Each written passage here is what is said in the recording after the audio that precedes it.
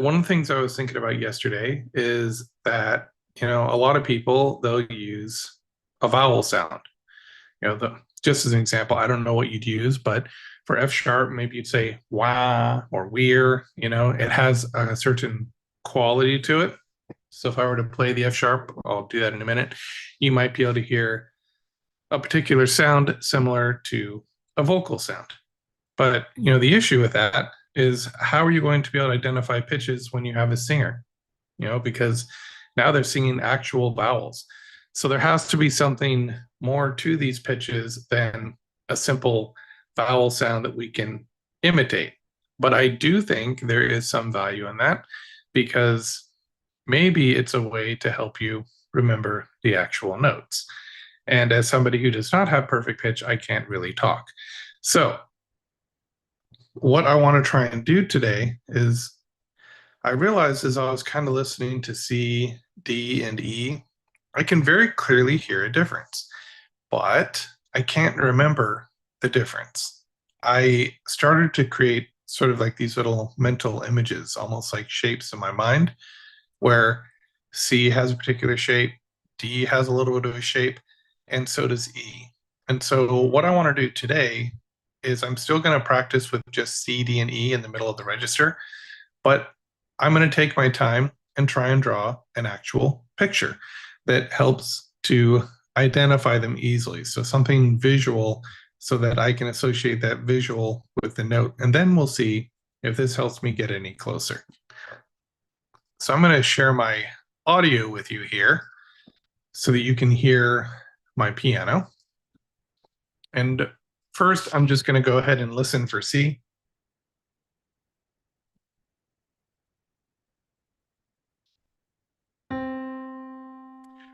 Okay, so I think there might be something to this. I'm not singing because, again, I don't want to create an association with vocal tension. I don't want to do anything that's kind of a gimmick, right?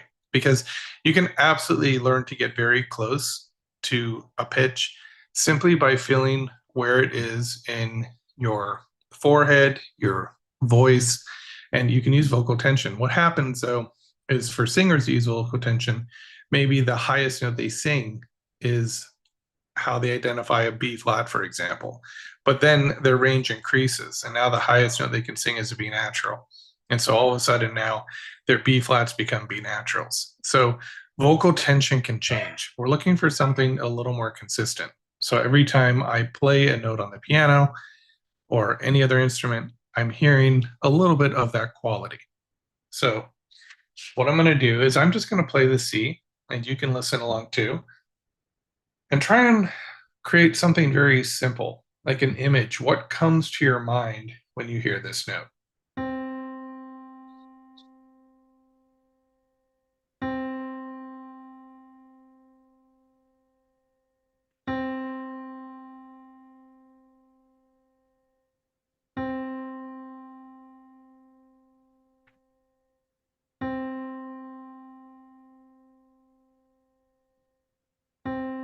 I'm almost visualizing kind of like a candy wrapper where it goes in and then goes out. You twist it on the side or something. One of those older candy wrappers, I guess.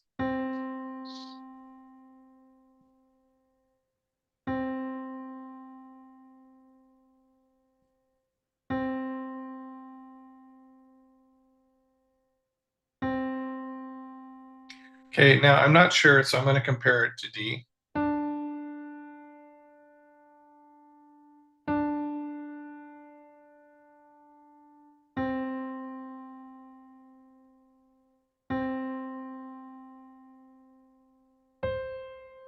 I'm going to try octaves now.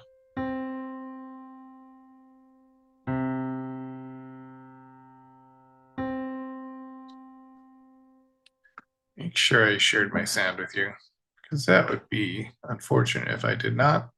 Okay.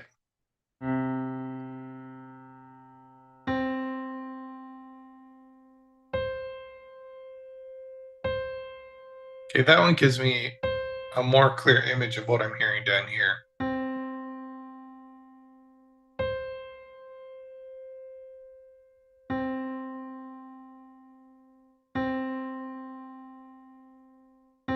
And I'm having trouble getting a defined shape for the C. It was easier last night.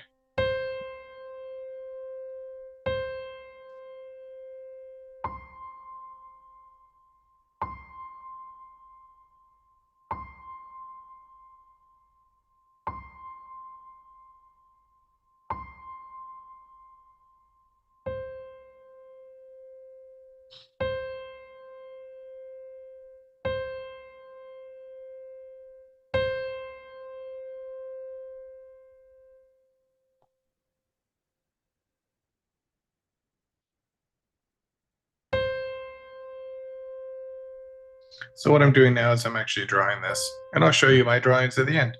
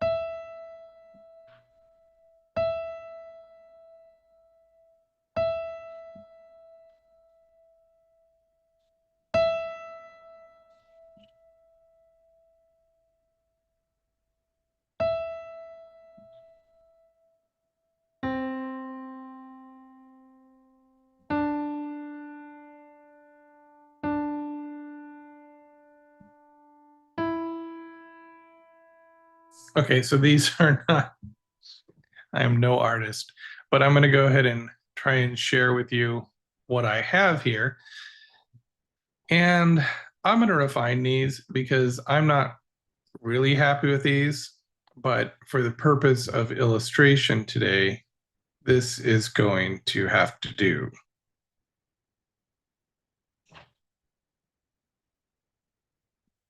So I'll just kind of show you what I came up with. So this is it. It's kind of sideways. See if I can fix that. All right, it's just sideways. But you see that I have my C, D, and E. So right down here, this is kind of how I envision C. It's kind of round at the beginning and then it's just kind of flat. D has kind of a sharp stop and then it drops and then kind of comes back up almost like it's a box, it's empty. E just feels very sharp, like it's going up. So that's how I'm visualizing them. And when I hear C, D, or E, I'm going to play them continuously now. I'm going to actually look at my little perfect artistic drawing and see if that helps me to hear what's going on there.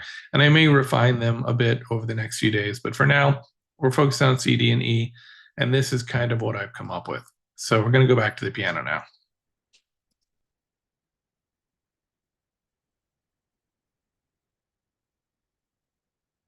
All right. So now I'm just going to put this over here on my stand. Why it's, see if I can, well, I don't need to do that right. All right, so here we're just going to play three notes. I'm not going to tell you what I'm playing because I want you to use whatever resources you have available to try and figure out C, D, and E on your own.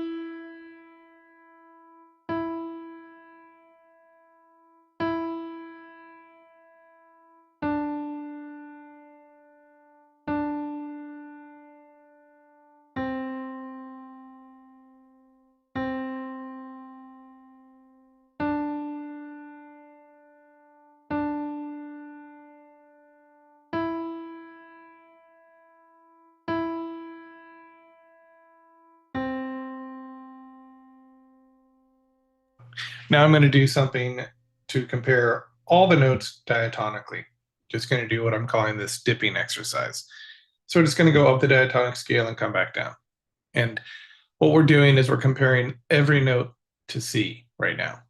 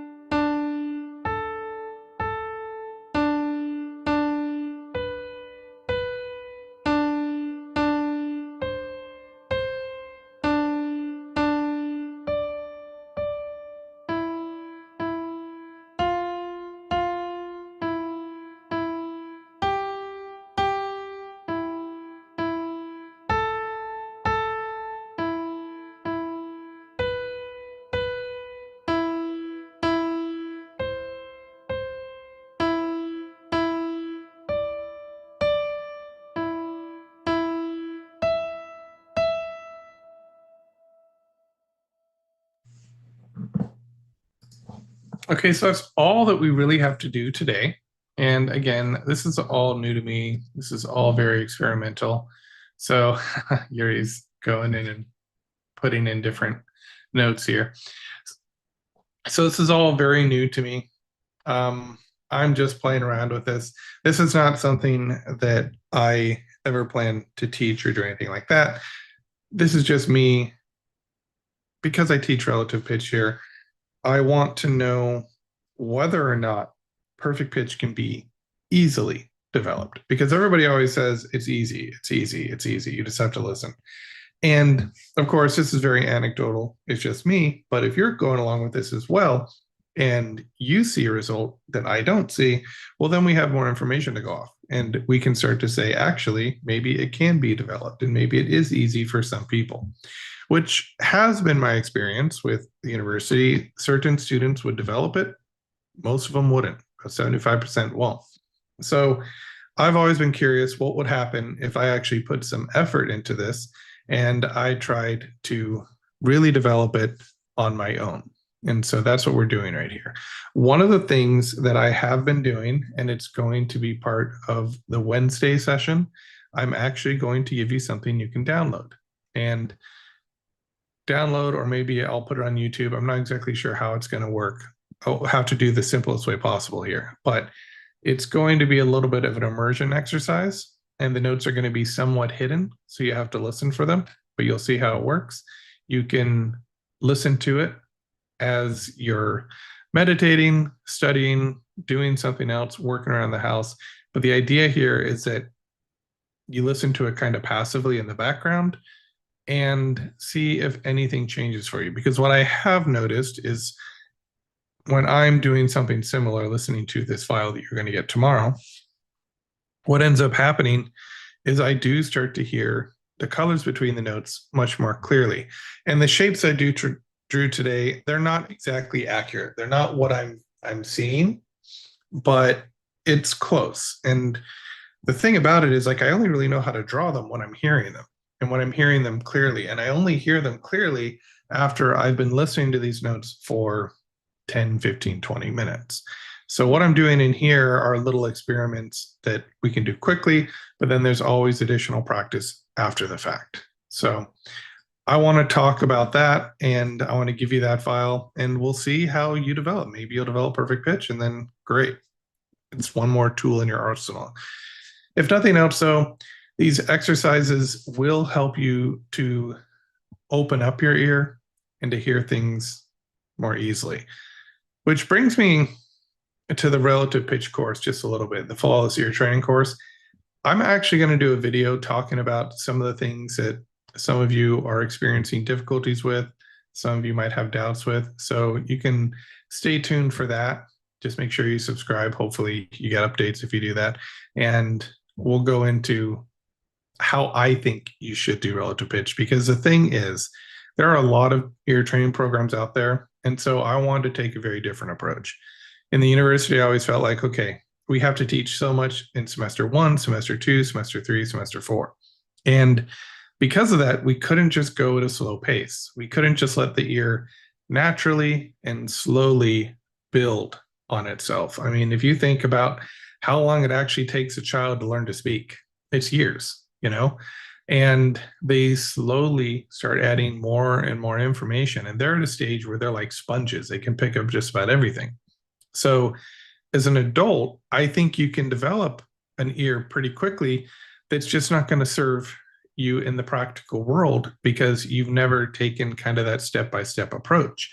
And so what I wanted to do with the flawless course is I wanted to do something that was easy, something that takes you step by step by step, to where you almost don't feel like you're changing. Because when you go very gradually, I feel like those changes are lasting.